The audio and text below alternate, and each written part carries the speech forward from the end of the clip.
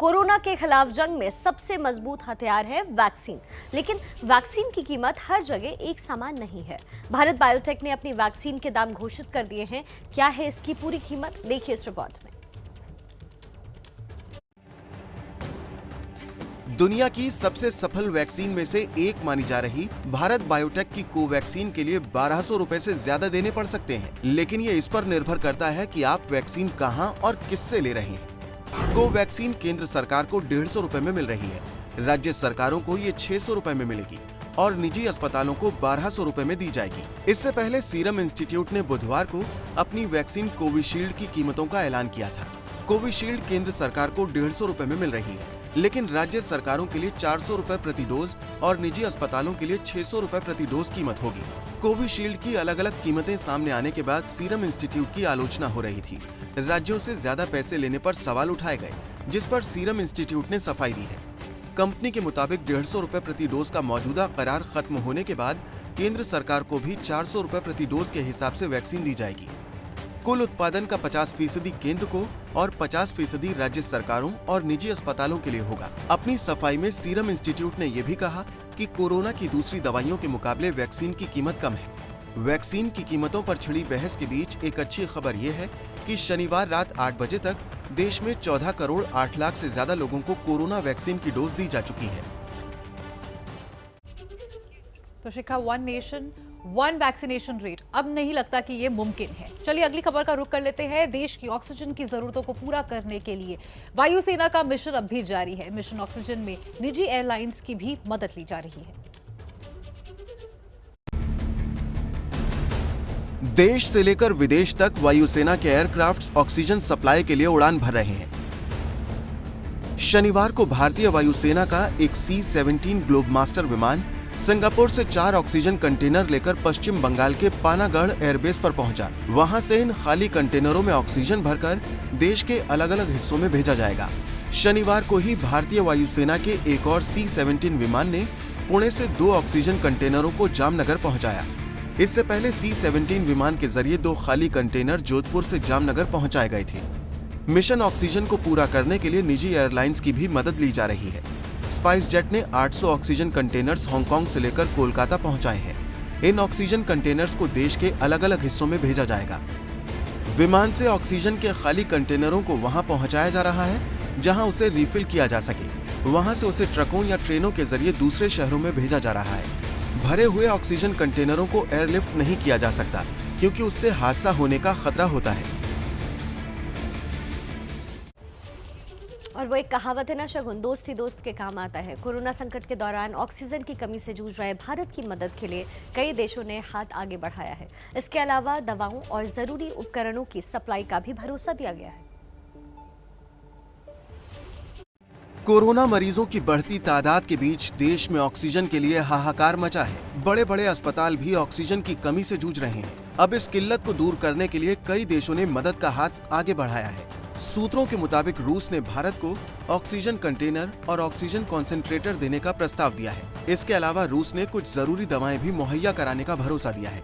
France और Britain ने भी मदद के भरोसे के साथ भारत की तात्कालिक जरूरतों पर जानकारी मांगी है। संयुक्त अरब अमीरात और सिंगापुर ने भी भारी भरकम क्रायोजेनिक ऑक्सीजन कॉन्सेंट्रेटर दिए हैं। जर्मनी से 23 mobile oxygen generator plant airlift कर मंगाए जा रहे हैं। इनका इस्तेमाल सैन्य चिकित्सा सेवा के अस्पतालों में किया जाएगा। विदेश से मिलने वाली तमाम मदद के बाद देश में ऑक्सीजन सप्लाई की रफ्तार तेज होने की उम्मीद है। अगली खबर का रुख करते हैं। दिल्ली के सर गंगाराम अस्पताल में बीती रात ऑक्सीजन की कमी की खबर आने के बाद वहां पर हलचल मच गई।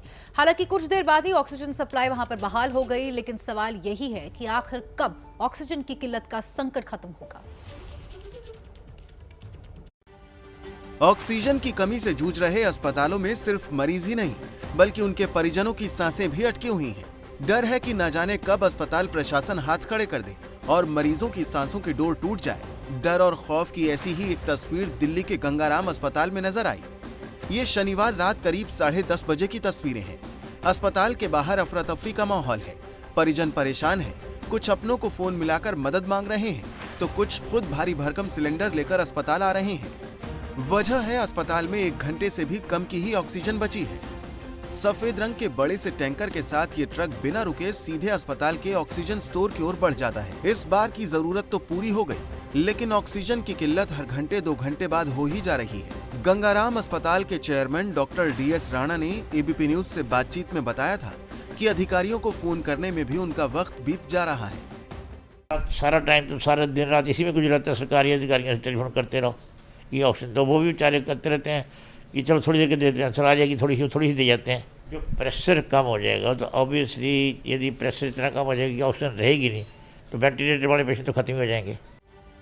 शनिवार सुबह दिल्ली के रोहिणी इलाके में मौजूद जयपुर गोल्डन अस्पताल में ऑक्सीजन के लो फ्लो की वजह से 25 मरीजों की मौत हुई, क्योंकि जितने प्रेशर की ऑक्सीजन चाहिए थी वो अस्पताल के पास नहीं थी। सिलेंडर के ऊपर में ऑक्सीजन जाती है सब जगह, तो जब खत्म होने के स्टेज पे आती है तो उसका प्रेशर कम होना शुरू हो जाता है।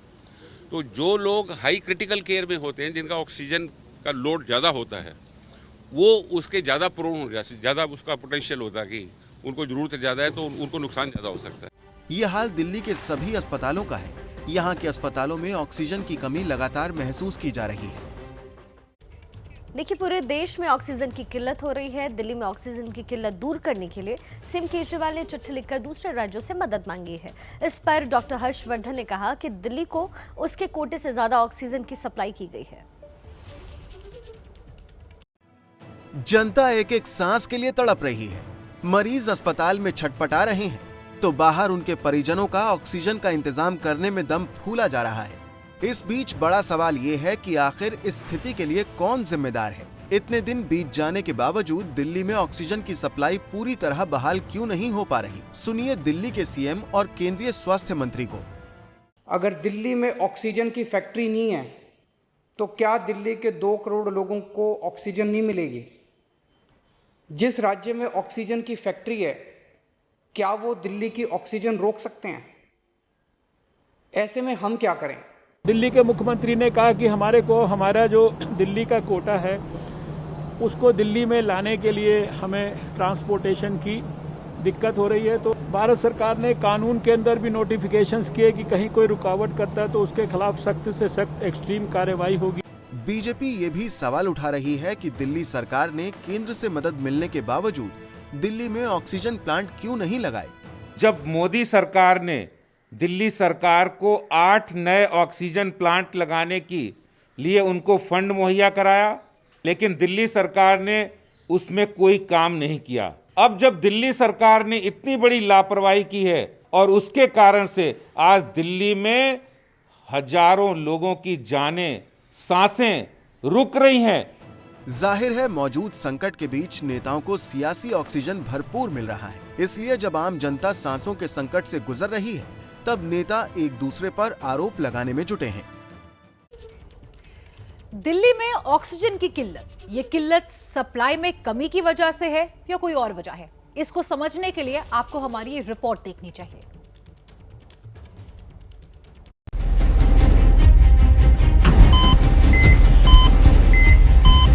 ऑक्सीजन खत्म है, कर ले जाइए।